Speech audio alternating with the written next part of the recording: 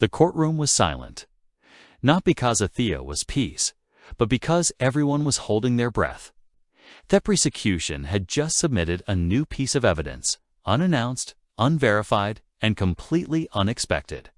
A grainy black and white prison surveillance clip. No sound, no timestamp, just 3 figures, standing in a hallway.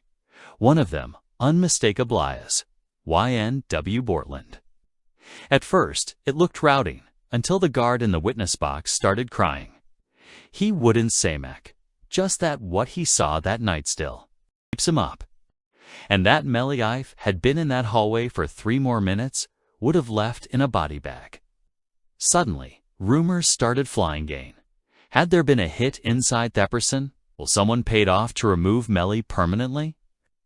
And what was Bortlen doing there if he wasn't on the proved visitor list?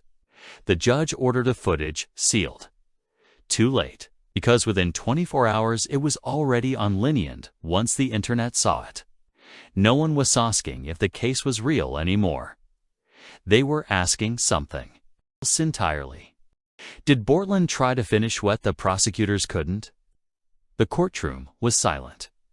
Not even the clicking of phones or the shuffle of feet could be heard. Just the heavy breathing of a mother praying her son serves what's coming next. "Who's Marshall?" Leaned forward, whispered something in the judge's ear, and handed Dover a manila envelope marked confidential video Exhibit A. That waste moment, everything changed. What was inside? A leaked surveillance clip taken deep inside Broward County Jail, time-stamped and authenticated. It didn't just show YNW Melly. It showed Bortlen pacing, whispering to a correctional officer, and then handing something over in a handshake that looked anything but innocent. Moments later, Melly's entire cell block was locked down after a near-fatal ambush. The courtroom exploded. Gasp, cries. Melly's own lawyer stood up and screamed, "Your Honor, this is attempted murder. But how did we get here? Let's rewind." Just 2 weeks ago, Bortlen stood before a different judge. One who quietly dismissed an obstruction charge with no explanation. Fans thought it was a break for the co-defendant in the UK's, but insiders whispered some things. Bortlen had cut a deal. A dangerous one. And now it looked like that deal included removing his own brother in music permanently.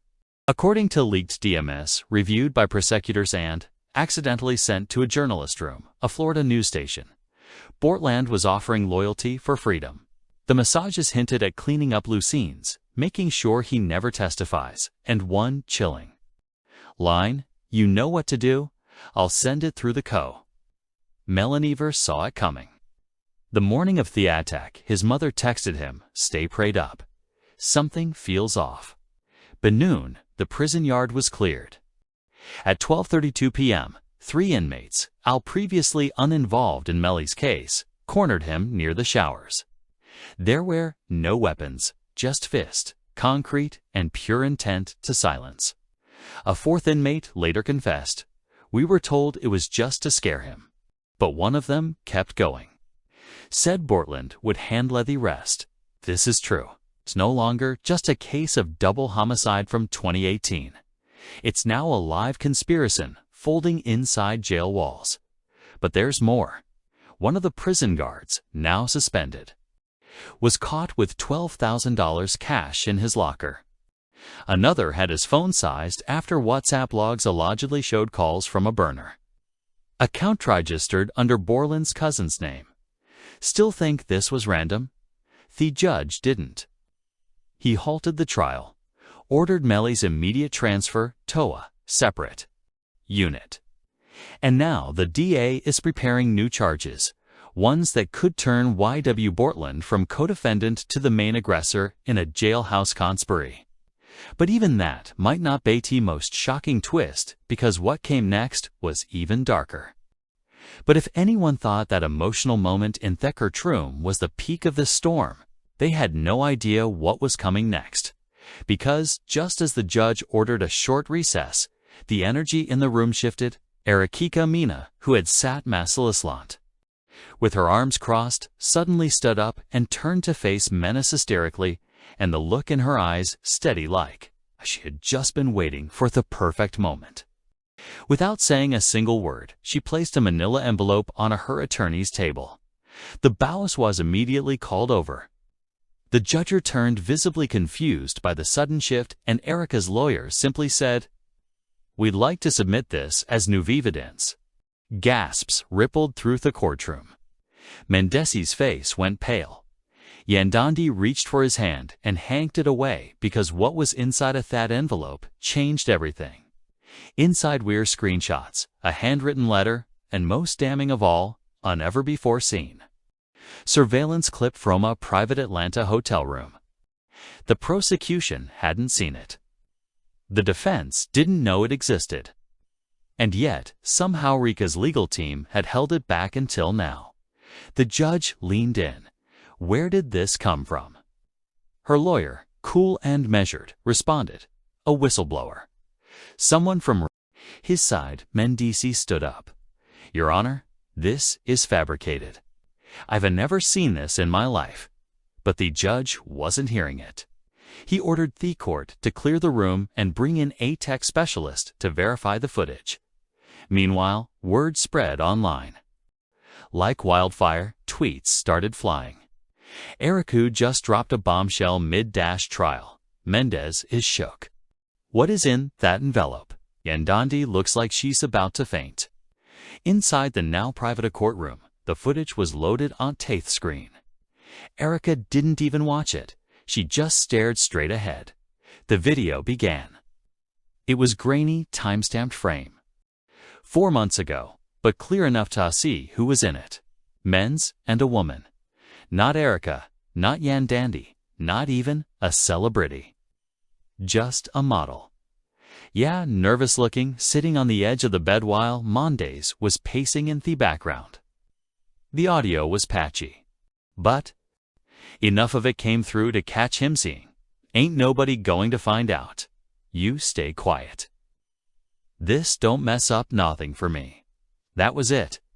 Yandandi broke down loudly. She sobbed into her hands as Mendez tried to defend himself, but Erika didn't flinch. She'd already known. The courtroom froze. And then it got worse because the handwritten letter, it was from the woman in the video, signed with her full name. And in it, she described what she said happened in that hotel room. She said she was scared, that she didn't feel safe saying no. That Mendez promised her he would take care of everything. And the worst line, he told me his wife didn't need talk no, that she's part of the brand, nothing's real life. That sentence broke Yandandi. She tried to leave the courtroom, but collapsed in the aisle. Paramedics were called. The judge ordered another recess, but the cameras outside, they were rolling. TMZ caught moment Yandi was taken away in an ambulance. The headlines were instant. Breaking Yandandi Smith hospitalized after courtroom meltdown. Fleek. The narrative flipped. This wasn't just Erika versus Mins anymore. Theshad turned into a brand scandal. A reality TV empire unraveling in real time. Sponsorships paused.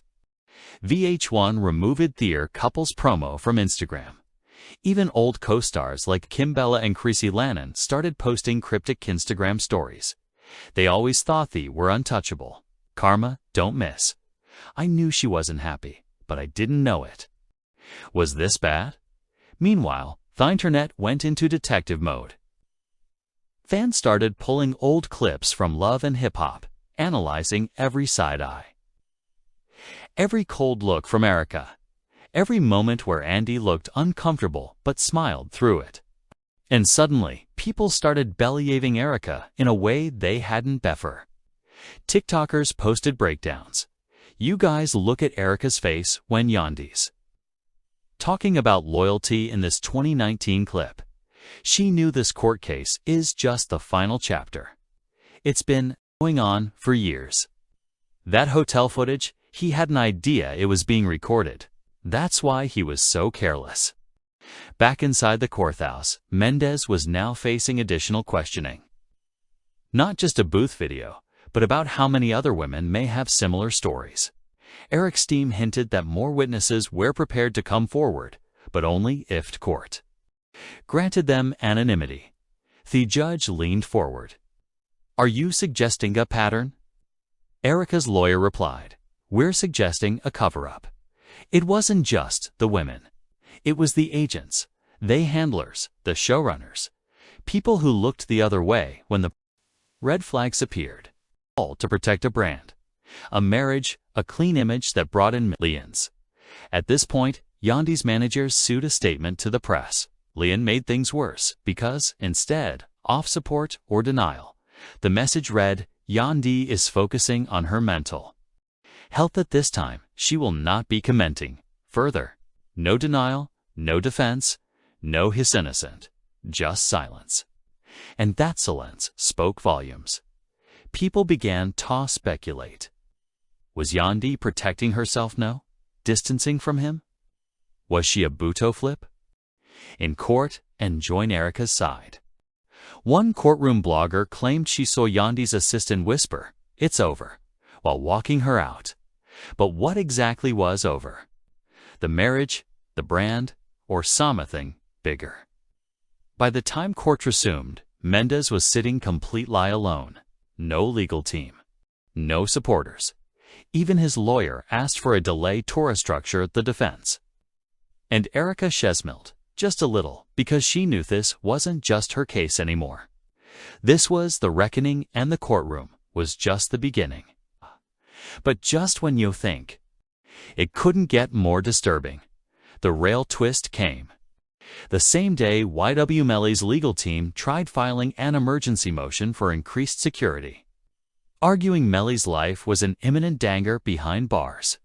Someone inside Broward County Jail leaked 3 handwritten notes scribbled in rough handwriting, smeared with what looked like blood or ink.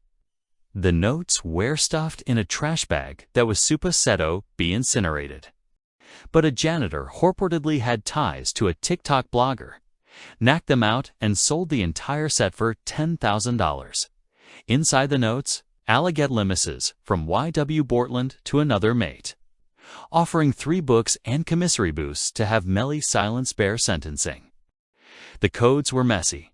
Phrases like he'd been chirping too much and rapid before court pop. Beauty investigators took it seriously. One note even contained a crude map of the jail block with an X over Melly's cell. It was no longer just suspicion. It was motive, intention, or meditation. And with pressure mounting, a whole new player emerged. Someone no one expected. Melly's own cousin. The cousin whose identity we're protecting for now was already serving time on unrelated farm charges. But from the shadows of confinement, he reached out through a lawyer with a bombshell. He had heard Bortlen talk about finishing the job inside jail long before the leak letters. He claimed Bortlen told him during visitation, "If they convict him, I'm the last one standing, it's chess." And suddenly, fans started looking at everything differently. Was it real lie about freedom? Or was it about money, fame, and erasing competition? Remember, before the trial began, Bortlen was already trying to drop music. He was claiming to be Melly's only real one left. But after these jail leaks, fans began calling him the snake in the circle. The cousin's testimony cracked open something deeper, because that's when an unsealed call log from the Broward jail dropped. And what it showed? A late-night 3-way call between Portland, a Miami promoter, and a mystery woman listed only as JT. No one is exactly what was said on an encrypted line, but one thing is clear. Within 48 hours, $5,000 was moved through an untraceable Zelle account connected to a burner phone. Their recipient, an inmate in Melly's block, was later caught with a sharpened toothbrush and half a phone hidden in a peanut butter jar. Coincidence? That prosecution didn't think so, and neither did the warden, who immediately teletransferred Melly to a 24/7 monitory detention unit. No interaction, no cellmate, and no Bortlen in sight. But internet wasn't done digging because that things were unraveling. More people came forward. One TikTok creator named it Justice for Melly claimed Tohave, an anonymous audio recording. At a distorted jailhouse call where Sumion, sounding like Bortlen, says, "If Heffold, they going to fold me next." Used it? Was he afraid Melly would snitch? Was he preparing a cover-up? Or worse, was it self-preservation at any cost? Then came the biggest revelation yet. An independent investigator hired by a media outlet covering the trial revealed that Bortlen's girlfriend had been spotted visiting a known gang enforcer tied to Broward County's most notorious street crew. Why does this matter? Because YNW Melly's originalcas back in 2019 was rumored to be tangled in gang politics. If Bortlen reached out to that same crew through his girlfriend, it meant he was either securing backup or paying for protection or elimination. And now, with all thispices swirling together like a hurricane, the state has a decision to make. Do they add new charges? Do they separate the trials permanently? Or doth he reopen every sealed document and expose the real players behind Melly's Adam? Takedown. As pressure builds, Broward County officials have gone completely silent. But the streets, the blogs, the fans, they're speaking louder than ever. Twitter exploded when Melly's mom posted just 3 words on her Instagram story. He tried it. She didn't name names. She didn't tag Bortlen, but everyone knew who she met. Comments flooded in. Melly never had enemies. He had snakes. Late. Bortlen ain't slick. We knew from day one, jail ain't stop him from plotting. Just slowed him down. Imagine your own brother in blood trying to take you out. This is Shakespeare-level betrayal. And now, Melly awaits the next phase of trial. One question hangs over everything. Like smoke in a dark room. Was Bortlen always the enemy, hiding in plain sight? Was this entire murder trial just the first chapter? Because if even half of this evidence holds up, from the leaked letters, the intercepted call logs, Thekason's confession, the mystery money trail, and the attempted hit inside a jail, then this isn't just a case of Hopple the Trigger back in 2019. It's about who tried to erase the last witness in 2025. And if that's true, then the real crime wasn't just outside the jail. It was happening inside it. Insolence in shadows and almost in success. And if you thought this was the end of the story, you're dead wrong. Because just hours after the verdict shook the courtroom, a new bombshell video surfaced online. One that might flip this entire case upside down. Melly's mother has gone completely silent. Insiders say she's in hiding, and Bortlen's team is scrambling, trying to shut down a leak that could land everyone back in court. But here's catch. The footage wasn't supposed to exist, and now it's everywhere. So before it disappears again, before Thelawires bury it, before someone else gets hurt. Click on the next episode right now and see the footage that's got the entire industry whispering. Because if you thought the courtroom was explosive, wait till you see what's about to hit the internet. This is far from over. And trust me, it only gets darker from here.